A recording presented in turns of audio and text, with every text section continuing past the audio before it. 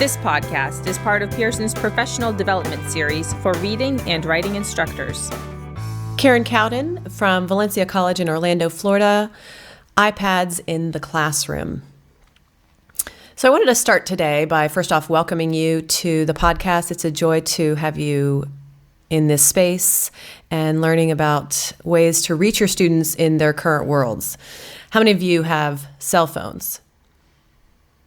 I'm sure many of you probably said yes to that question. And probably many of you have been in conferences or meetings where you were bored and jumped on the phone, or something in the meeting or the conference was so empowering and inspiring that you wanted to follow up with that information. So why do we limit our students in this manner?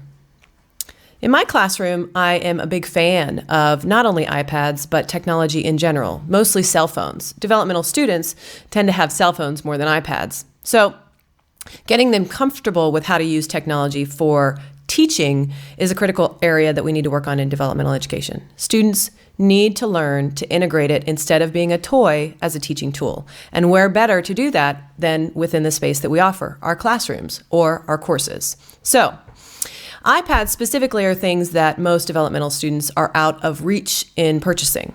To get them to understand how to use an iPad, you're going to have to start with simple tools that they already have.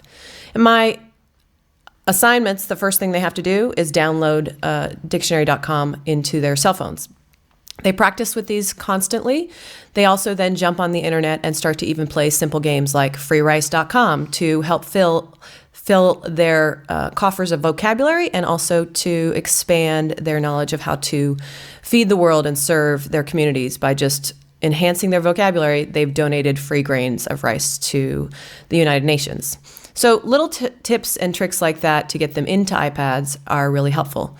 Once they're comfortable with using technology in the classroom and start to see that it's a valuable tool, then I bring in the iPads with them and I walk them through how to do simple things like a Google search, a simple typing of the notes, and then I take it further with how to use the apps.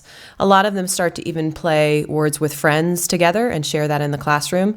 But most of all, I use the iPads to be a conversation tool. So students type on them and find things and then present those across the room to other groups. When we use technology that becomes isolating, it's a poor practice. But when we use technology to integrate, it inspires and influences them.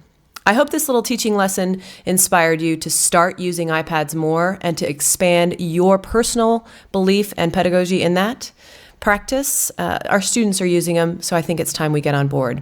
As I wrap up, I thought it might be important for you to know iPads are the new way of telling stories, and Native Americans have for years told stories. A Hopi proverb states, "One who tells stories rules the world." So if you want to rule your classroom and rock your world, start letting them tell stories.